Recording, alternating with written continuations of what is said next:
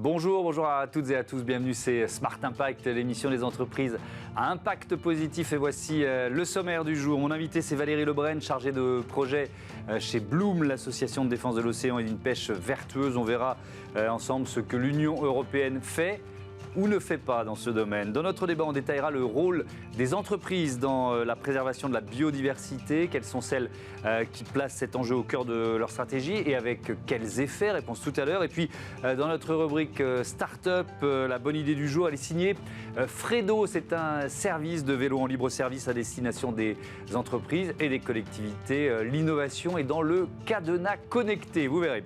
Pêche, biodiversité, mobilité, 3 univers, 30 minutes pour les explorer. C'est parti.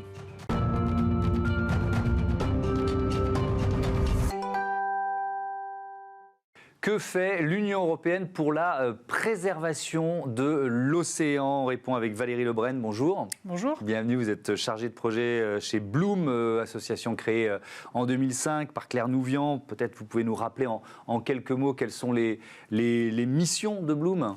Alors Bloom est une association à but non lucratif. Donc nous, notre domaine de spécialité, c'est la protection de l'océan et notamment la lutte contre les méthodes de pêche destructrices, la destruction des écosystèmes et puis aussi la disparition de la pêche artisanale qui est en fait la plus vertueuse. Donc on travaille sur tous ces pans. Alors peut-être il faut commencer cette interview, on va parler longuement de ce que fait l'Europe ou de ce qu'elle ne fait pas en la matière, mais rappeler le rôle de l'océan. C'est quoi? C'est un capteur de CO2, l'océan? Tout à fait. L'océan, en fait, a longtemps été un impensé environnemental, alors qu'en fait, il joue un rôle de régulateur du climat qui est absolument majeur, puisqu'il absorbe 90% de l'excédent de chaleur du système climatique, et il est à l'origine d'environ une respiration sur deux dans la vie. J'ai lu qu'il capturait un tiers de nos émissions de CO2. Un tiers des émissions de CO2 et 90% de l'excès de chaleur du système climatique. Donc c'est un rôle qui est énorme, qui a souvent été impensé. On pense plutôt au rôle des forêts tropicales, à l'Amazonie, alors qu'en fait l'océan joue un rôle de climatiseur naturel, mais un climatiseur qui est en fait mis à mal puisqu'il se réchauffe, il s'acidifie, et donc l'océan a de plus en plus de difficulté à remplir ce rôle de climatiseur. Ouais, d'où l'importance de le protéger. On va être un peu pédago dans cette interview pour parler du cadre européen, la politique commune de la pêche. Peut-être on peut se demander quels sont les pouvoirs de l'Europe aujourd'hui. Tout à fait. Ils sont importants en la matière. Ils sont très importants en matière de pêche. Je vais faire un petit rappel historique. La politique commune de la pêche, pendant très longtemps, en fait, les sujets pêche étaient dans la politique agricole commune. Et ce n'est qu'à partir de 1983 qu'il y a eu une autonomisation de la politique commune des pêches avec beaucoup de prérogatives au niveau de l'Union européenne. On parle des pouvoirs de l'Union européenne. Alors, l'Union européenne a une compétence dite exclusive sur la conservation des ressources biologiques en mer à travers la politique commune de la pêche. Donc ça fait partie de l'une des 4 compétences exclusives de l'Union. Il y a compétences exclusives ou compétences partagées. Il y a des compétences partagées avec les États membres. Exclusives, ça veut dire quoi? Compétences exclusives, ça veut dire que en fait, les décisions sont prises au niveau de l'Union européenne. Et ça, très concrètement, il y a 2 domaines qui sont particulièrement connus. Le premier, c'est la fixation des quotas de pêche qui relève de l'Union européenne. Et puis on a aussi un pouvoir de négociation de l'Union européenne en matière d'accords de pêche au niveau international. L'Union européenne peut aussi et doit prendre des mesures techniques pour réglementer la pêche dans ces eaux. Donc elle a vraiment un rôle très très important au niveau du continent, des eaux européennes, et aussi en dehors, puisqu'on a des flottes de pêche qui vont pêcher en haute mer, qui vont pêcher dans des États tiers avec lesquels on a des accords de pêche. Donc on a des flottes un peu partout dans le monde. Donc l'Union européenne a un rôle majeur dans ces eaux et au niveau international. Alors Bloom, c'est une association qui est vraiment en pointe sur ces questions, qui n'hésite pas à mettre les pieds dans le plat. Vous dénoncez un lobbying néfaste à l'échelle de l'Union sur ces questions de pêche. Pourquoi ? Tout à fait. Je pense que la meilleure démonstration dans ces cas-là, c'est l'exemple, n'est-ce pas ? Puisque quand on parle de lobbying au niveau européen, on a un peu du mal à se représenter ce que c'est. Nous, on l'a vu de manière très concrète plusieurs fois, et notamment dans le cadre de la campagne qu'on a menée pour faire interdire la pêche électrique entre 2017 et 2019, où en fait vous aviez des lobbies industriels qui avaient eu un véritable boulevard pendant plus de 10 ans pour en fait utiliser et développer aux Pays-Bas une méthode de pêche qui était interdite depuis 1999 par l'Union européenne, donc la pêche à l'électricité, qui faisait partie des 3 techniques interdites par l'Union européenne, sans que personne ne dise rien. Et donc, en fait, en enquêtant, en investiguant, on s'est rendu compte qu'il y avait eu en fait, un entrisme de ces lobbies industriels à peu près partout pour avoir des décisions en leur faveur, et y compris en fait, pour pouvoir camoufler en quelque sorte des pratiques qui étaient en réalité illégales. Donc les lobbies industriels, que ce soit dans le domaine de la pêche ou dans beaucoup d'autres domaines, ont un poids qui est malheureusement considérable et documenté et malheureusement connu au niveau de Bruxelles. Et ce n'est pas pour l'intérêt général, c'est pour l'intérêt particulier. Par exemple, les questions de chalutage de fond, peut-être il faut réexpliquer ce que c'est. Et puis où on en est, là aussi, quelles sont les législations européennes? Est-ce que c'est interdit? Est-ce que c'est toléré, autorisé dans certaines zones?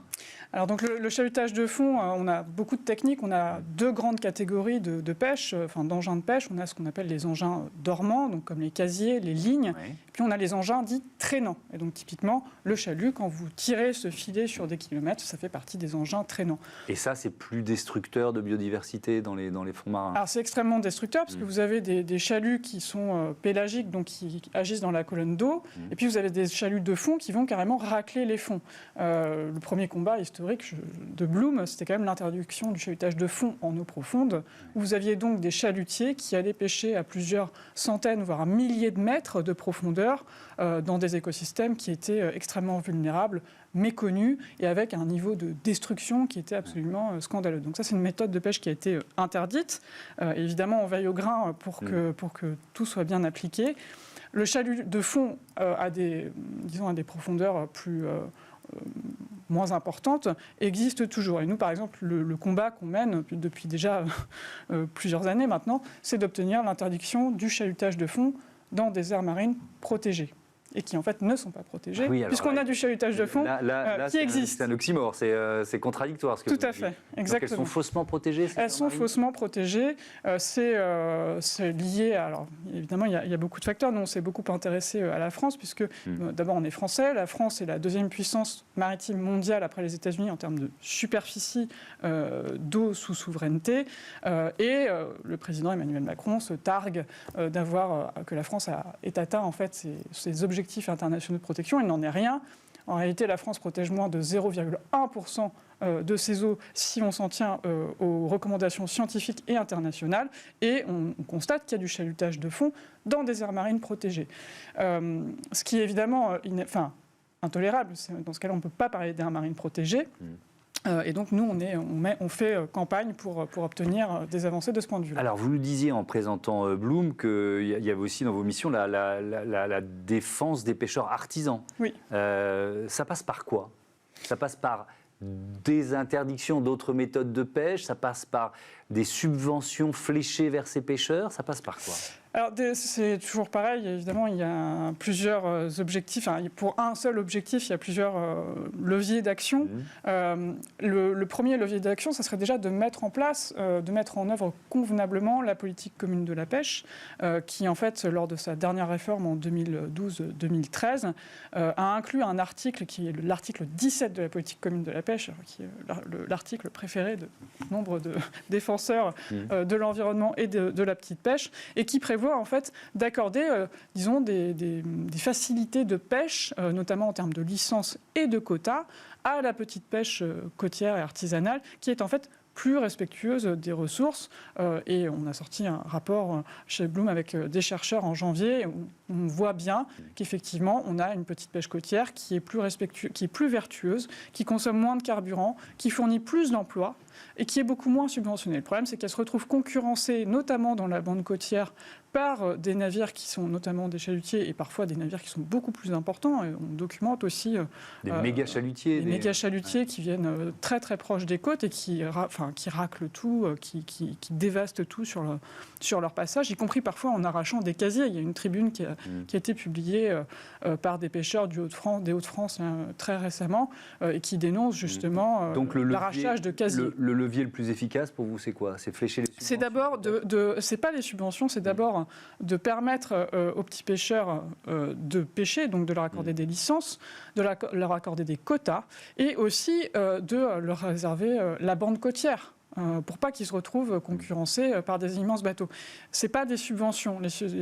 Et en plus, quand on discute avec les petits pêcheurs artisans, alors je n'ai pas la prétention de parler en leur nom à tous, mais en tout cas, ce n'est pas des subventions qu'ils demandent. C'est de pouvoir pêcher, exactement, et d'avoir des ressources en bon état. Ces méga chalutiers dont vous parlez sont des entreprises européennes, ils viennent de beaucoup plus loin.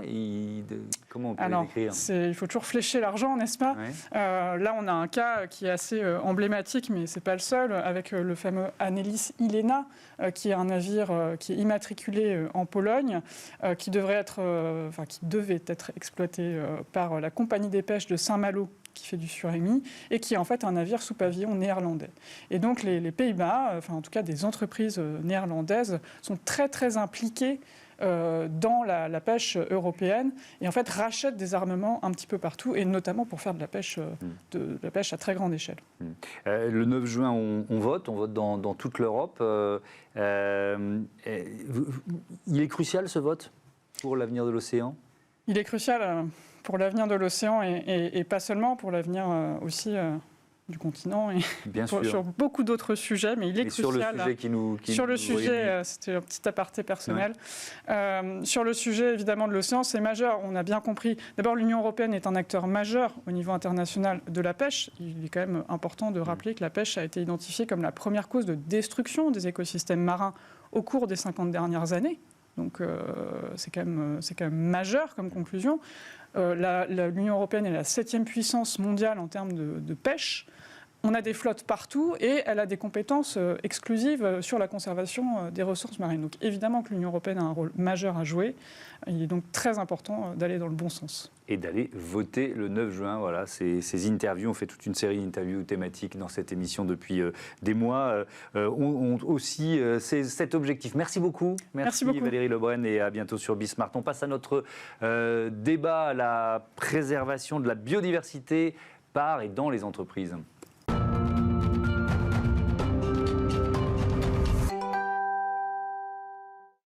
C'est le débat de ce Smart Impact. Je vous présente tout de suite mes invités. Christine Rodwell, bonjour. Bonjour Thomas. Bienvenue, vous êtes la présidente fondatrice de Vivae. Bernard Giraud, bonjour. Bonjour. Bienvenue aussi, le président de Livelihoods Venture. On va parler du rôle et des ambitions des entreprises pour préserver la biodiversité. Mais d'abord, quelques mots de présentation. Christine Rodwell, Vivae, c'est quoi ? Vivae est le copilote des décideurs privés et publics sur les enjeux de biodiversité. La biodiversité monte actuellement dans tous les agendas, essentiellement sous la pression réglementaire. Mais nous, chez Vivae, on est absolument convaincus que la biodiversité peut aussi être un vrai enjeu de création de valeur pour l'entreprise et pour ses parties prenantes. C'est vrai qu'on a beaucoup parlé de climat et on commence depuis 2 ans de faire remonter l'enjeu de biodiversité. Vous sortez un manuel qui est publié en accès libre grâce au soutien du groupe Veolia. Vous l'avez là. Donnez-le moi, je vais le montrer pendant que vous parlez. De quoi il s'agit ? Alors c'est un manuel de solutions. Nous, on pense que la biodiversité n'est pas qu'un sujet de contrainte ou de risque et que si l'entreprise décide de passer à l'action sur les enjeux de biodiversité, elle va pouvoir attirer et garder les talents. Parce que la biodiversité, ça se voit. La biodiversité, c'est le tissu vivant de la planète. Ouais. C'est beau, ça rend fier. Et l'entreprise va pouvoir aussi construire un avantage concurrentiel. Alors souvent, on nous dit, mais moi, sur le climat, je sais, je dois réduire et compenser mes émissions de carbone. Sur la biodiversité, je ne sais pas ce que je dois faire. Eh bien, ce manuel, en accès libre, vous donne les solutions pour entamer le premier pas et pour faire de la biodiversité un sujet de fierté pour vos collaborateurs. Manuel de recommandation à l'usage des décideurs. Bernard Giraud, présentez-nous Livelihoods Venture, c'est quoi ? Livelihoods, ça veut dire les moyens de vivre. Et donc on travaille avec des gens dont la vie dépend beaucoup de la biodiversité, du sol, des plantes. Lorsque les sols sont dégradés, il n'y a plus de fertilité. Il y a quand même 500 millions de petits agriculteurs dans le monde et ils produisent à peu près 70% des besoins d'alimentation de la planète. Donc on ne parle pas de quelque chose de marginal. Et il se trouve que ces gens-là, ils dépendent directement de cet environnement. Et donc nous, notre travail, c'est d'investir dans des projets avec des agriculteurs, des forestiers, aussi bien dans des pays en développement qu'en Europe, pour accompagner des transformations qui doivent être économiquement viables, bien sûr, mais qui protègent ou qui restaurent les écosystèmes naturels. Et on parle de choses très concrètes, on parle de l'eau, on parle du sol, on parle du climat. Et quand on est agriculteur, on dépend de ça. Et bien sûr. Agriculture, foresterie, sont les deux piliers, on va dire. Oui, et ça se mélange. Et ça se mélange même, puisqu'on a des grands projets. On appelle ça de l'agroforesterie. C'est-à-dire, finalement, c'est de l'agriculture avec des arbres. Dans un pays comme le Rwanda, on a déjà 30 000 fermes, petites fermes, en moyenne 1 hectare, sur lesquelles on a aider ces agriculteurs à planter des arbres de manière à arrêter l'érosion et à restaurer les sols, puisque la fertilité des sols, c'est ce qu'on appelle la matière organique, et donc les arbres contribuent à cela. Christine Rodwell, vous avez des clients dans tous les domaines. Tout le monde est potentiellement concerné par la préservation de la biodiversité? Oui, tout à fait. Alors, je vois très bien votre question. En fait, il y a à peu près 3 types d'entreprises. Oui. Celles dont la chaîne d'approvisionnement dépend directement de la nature. Oui. L'agroalimentaire, les cosmétiques, le textile. Et là, le sujet biodiversité est vu essentiellement sous un sujet risque de rupture d'approvisionnement. Le deuxième grand paquet, ce sont les entreprises qui abîment la biodiversité. Par exemple, les entreprises qui construisent des routes et qui, là, sont plutôt face à un risque de droit d'opérer, de réputation, d'image. Et puis, il y a toutes les autres. Et en fait, la beauté du sujet biodiversité, c'est que même si vous êtes assez loin de la nature, dans votre activité, rien ne vous empêche de soutenir des causes. Et on voit de plus en plus d'entreprises aujourd'hui qui, bien souvent, sous la pression de leurs salariés, mènent des programmes. Alors, il y en a beaucoup qui sont investis, par exemple, dans les programmes fantastiques que mène Livelihoods, pour renvoyer un signal très fort en interne et en externe du fait que, oui, elles se préoccupent de la préservation de la biodiversité. Vous pouvez nous donner des exemples? Alors, vous en avez donné un avec le Rwanda, mais d'entreprises qui ont placé la préservation de la biodiversité finalement au cœur de leur stratégie, oui. Parce que c'est de ça dont on parle. Bien sûr. Pour reprendre la classification que Christine décrivait, on a d'abord toutes les entreprises qui ont investi dans les fonds Livelihoods parce qu'elles transforment leur chaîne d'approvisionnement. Donc, par exemple, à Madagascar, on travaille avec plusieurs milliers de petits producteurs sur de la vanille pour des entreprises internationales, certaines françaises, d'autres européennes ou mondiales, ou bien aux Philippines, dans la noix de coco, ou bien dans l'huile de palme. À chaque fois, la question, c'est comment est-ce qu'on peut sécuriser des chaînes d'approvisionnement en respectant ou en empêchant la destruction de la nature et en aidant les fermiers à vivre mieux, parce qu'on a affaire à des gens qui ont des niveaux de revenus faibles, bien sûr. Et donc tout le sujet, c'est quand même que si on veut que cette transformation se fasse, il faut que les populations locales y trouvent un bénéfice. Oui, bien sûr, parce que s'il y a des injonctions qui descendent des géants de l'agroalimentaire, je schématise, mais qui sont irréalistes et qui tuent les producteurs, ça ne marchera jamais, quoi. Bien sûr. C'est évident. Alors on fait ça depuis maintenant plus de 15 ans et ça fonctionne essentiellement parce que les acteurs concernés, c'est-à-dire les agriculteurs, ils voient un intérêt à court terme ou à plus long terme. L'intérêt court terme, c'est le réputationnel. Alors pour l'intérêt long terme, c'est quoi ? L'intérêt long terme pour l'entreprise, vous voulez dire. Pour l'entreprise, ça peut être la sécurisation de l'approvisionnement. Ouais. Ça peut être aussi la réputation, bien sûr. Ça peut être aussi le fait que je sais d'où viennent mes matières premières. Oui. Je me souviens de débats ici où, avec certaines entreprises, ils disaient mais c'est parfois très compliqué, d'aller jusqu'au bout de la chaîne et d'être sûr finalement de celui ou celle qui produit. Quoi. Mais on est en train de passer d'un demi-siècle de ce qu'on appelait les commodités, c'est-à-dire on achète de la matière première avec un prix, une norme de qualité, mais on ne sait pas trop d'où ça vient, à une espèce de reconnexion de la chaîne. C'est-à-dire que maintenant, de plus en plus, les gens veulent savoir, mais ça vient d'où ? Ça vient de quel pays ? Et c'est cultivé comment ? Et ça a quel effet sur le climat ou sur la vie des gens ? Donc ces entreprises avec lesquelles nous travaillons, qui sont des marques, elles sont de plus en plus engagées à savoir d'où viennent les matières premières. Et ce qu'on fait, c'est les accompagner dans cette... Avec une difficulté, Christine Rodwell, quand on parle de biodiversité, une difficulté qui n'existait pas forcément quand on parle de climat et de CO2, par exemple, ou d'émissions de gaz à effet de serre, c'est les métriques. Oui. Comment on mesure ce que l'on fait en matière de biodiversité? Ça, c'est un défi compliqué. Cette question revient régulièrement. Alors, il n'y a pas de métrique magique quand on parle de biodiversité, parce que la biodiversité est locale et en plus en constante évolution. En revanche, l'IPBES, qui est le GIEC de la biodiversité, a défini 5 grandes pressions sur la biodiversité aujourd'hui. Et ces 5 grandes pressions, on peut tous les comprendre. C'est la surexploitation des ressources naturelles, le changement d'usage des terres et des mers, le changement climatique, les pollutions, plastiques, sonores, visuelles, et enfin les espèces exotiques envahissantes. Donc les dirigeants que Vivae accompagne, nous on les incite à regarder ces 5 grandes thématiques, à se poser la question de quelle est celle ou peut-être les 2 qui me concernent et comment je vais les traduire en petites actions très concrètes qui va permettre à mon entreprise de se mettre en mouvement. Est-ce que cette difficulté dont je parlais, c'est la même question que je vous pose en fait, elle freine certains de vos interlocuteurs? C'est-à-dire, vous êtes bien gentil avec ta biodiversité, mais comment je mesure? Oui. À la fois, c'est compliqué, mais il ne faut pas non plus trop complexifier. On a un projet en Bretagne, sur 15 000 hectares, avec 100 agriculteurs bretons. Certains d'entre eux ont démarré il y a maintenant une quinzaine d'années. Comment est-ce qu'on mesure la biodiversité? Le nombre de vers de terre dans le sol, la diversification des insectes. Donc ce sont des choses qu'on mesure. On a mis en place des systèmes de mesure assez simples avec des associations locales et on suit régulièrement, tous les 3 ans, l'évolution de la biodiversité. Et après, on mesure aussi les coûts pour l'agriculteur et les rendements. Donc si on combine tout ça, est-ce que finalement je gagne moins bien ou mieux ma vie?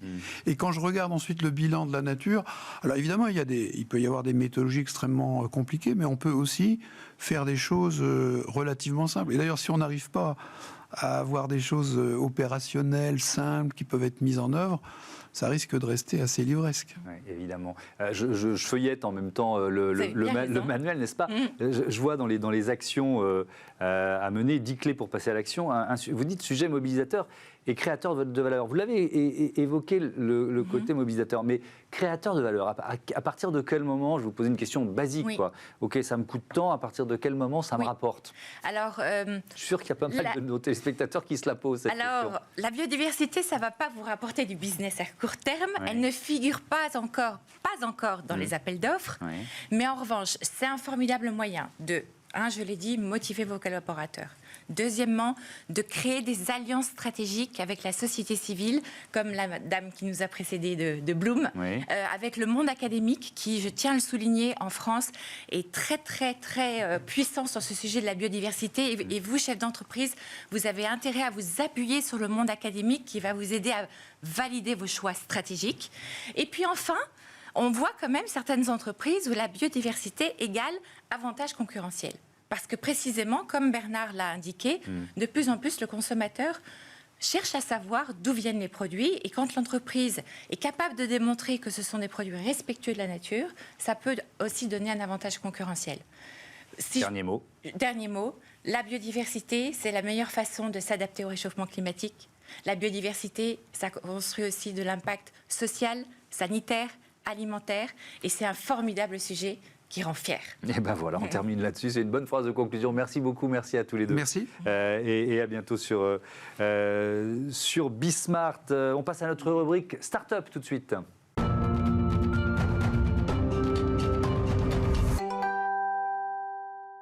Smart Ideas, notre rubrique consacrée aux startups éco-responsables. La bonne idée du jour, elle est signée Thomas Randolph. Bonjour. Bonjour. Bienvenue, vous êtes le cofondateur, président de Fredo, créé en 2021 avec Théo Roussely. Et avec quelle idée, question traditionnelle de cette rubrique? L'enjeu pour nous, en fait, on a grandi avec Théo plutôt dans le périurbain, donc en dehors des grandes villes. Et puis on a fait nos études dans les métropoles, comme Paris ou Lyon. Et on a découvert de très beaux services, pour ne pas les citer, Vélib et Vélove. Et on s'est dit que ce type de service pouvait être adapté à des territoires périurbains. urbain. Donc en fait, c'est des systèmes de vélos en libre-service qu'on pouvait potentiellement adapter sur nos territoires et sur nos collectivités de taille intermédiaire. Et le constat qu'on a fait, c'est que initialement, les services comme Vélib ou Vélof sont assez coûteux pour déployer des bornes, électrifier des bornes, etc. Donc pour les collectivités, c'est coûteux à mettre en place. Exactement, en termes d'infrastructure et chronophage aussi. Et on a trouvé une solution, je pense un peu maligne, pour proposer des cadenas connectés sur des flottes de vélos pour que les habitants au sein de ces collectivités puissent partager les vélos et finalement avoir une sorte de Vélib, mais de façon un peu plus frugale avec nos outils. Pour bien comprendre, l'innovation, c'est le cadenas connecté, c'est ça la bonne idée. Comment ça marche? Quel service vous proposez finalement à ces collectivités? Alors c'est assez simple, côté utilisateur, ça marche un petit peu comme un Vélib. L'utilisateur a son application mobile qu'on a développée. Il va pouvoir s'y connecter et puis louer son vélo à travers cette application. Et l'application va communiquer avec le cadenas pour pouvoir déverrouiller le cadenas. Et ensuite, on va bien définir ce qu'on appelle chez nous des zones de restitution pour encadrer le service. On a essuyé les plâtres des services qu'on appelait free floating à l'époque, où il y avait des vélos qui encombraient les trottoirs de Paris. Là, l'idée, c'est vraiment d'avoir des zones cibles dans les collectivités et potentiellement des arceaux fixes sur lesquels poser les vélos et pouvoir simplement organiser au mieux le service. Pour les collectivités, vous l'avez évoqué, mais je veux bien qu'on rentre dans le détail, c'est moins d'infrastructures à construire, c'est ça? C'est moins d'infrastructures, c'est effectivement du coup un service qui est moins coûteux, moins chronophage aussi, et qui est beaucoup plus flexible, parce qu'on peut très bien définir des zones de restitution un petit peu où on veut. Mais alors là, vous comptez sur le civisme des habitants. Des habitants. Oui. Ça marche? Oui, effectivement, on a souvent cette contrainte, en tout cas qu'on nous appose au démarrage. Ça reste des flottes de taille intermédiaire et plus petites que ce qu'il y a à Paris. Donc les vélos sont moins utilisés nécessairement, mais aussi moins dégradés. Et on observe que les habitants sur ces territoires sont a priori plus respectueux du matériel qui leur est mis à disposition. Donc c'est assez bien géré. Ouais, c'est un projet intrapreneurial que vous avez mené au sein de Groupama. Quels avantages ça a représenté pour vous, ça? Ou ça représente d'ailleurs encore? Évoluer au sein de Groupama au démarrage, c'est, je pense, une des plus belles façons d'entreprendre, en tout cas au démarrage, parce que ça dérisque un maximum le projet. On est salarié au démarrage, donc on a la possibilité de pouvoir tester un sujet, de pouvoir le développer en interne. Et puis après, derrière, une fois que le sujet est prêt, on crée la société et le premier jour, on a quelque chose à commercialiser. Donc on s'évite un petit peu tout le temps qui peut être assez long pour les entrepreneurs et on dérisque avec notamment un accompagnement financier que représente du coup Groupama, qui est aujourd'hui actionnaire et associé dans la structure et qui nous aide beaucoup. Cet enjeu de mobilité dans les zones périurbaines, il était pas ou peu adressé par d'autres entreprises ou par d'autres services que le vôtre d'ailleurs. Oui, effectivement, historiquement, pour parler du Vélib ou ces systèmes que tout le monde connaît, ça reste des acteurs qui déploient des flottes de 10 000, 15 000, 20 000 vélos, donc qui ont assez peu d'intérêt à développer des flottes de 50 vélos, parce que la taille de la structure fait que opérationnellement c'est plus complexe. Donc on vient, nous, pour le coup, avec cette solution et ce service qui nous permet d'adresser ces collectivités désormais. Les vélos, ils sont géolocalisés grâce au cadenas, c'est ça? Les vélos sont géolocalisés avec le cadenas, effectivement, et l'application mobile du téléphone de l'usager. Et l'intérêt du cadenas connecté, c'est qu'on peut s'appuyer à la fois sur des flottes existantes. Donc on a des collectivités et des territoires qui ont déjà des vélos. Vous n'êtes pas obligé de produire ou de... Exactement, exactement. On travaille aussi avec des acteurs qui fournissent des flottes de vélos recyclés, ça peut arriver également. Et on peut travailler avec du vélo électrique ou du vélo classique, ça marche tout aussi bien. Ouais. Et vous êtes déjà déployé dans combien de villes, dans combien de collectivités? On a une quinzaine de collectivités aujourd'hui et une quarantaine d'entreprises, on n'en a pas parlé aussi, mais on travaille avec des flottes internes pour que des personnels et des collaborateurs puissent se partager 5 vélos pour 100 collaborateurs, 200, 300, peu importe, chacun a son appli et déverrouille les cadenas. Donc on a une quarantaine d'entreprises et une quinzaine de collectivités un peu partout en France. Alors on est en Rhône-Alpes nous, donc on a pas mal de collectivités en Haute-Savoie notamment et en Isère, et puis un petit peu sur la côte ouest et puis aussi assez récemment dans les Hauts-de-France. Merci beaucoup Thomas Randolph et bon vent à Fredo. Voilà, c'est la fin de ce numéro de Smart Impact. Merci à toutes et à tous de votre fidélité à Bismart. Salut.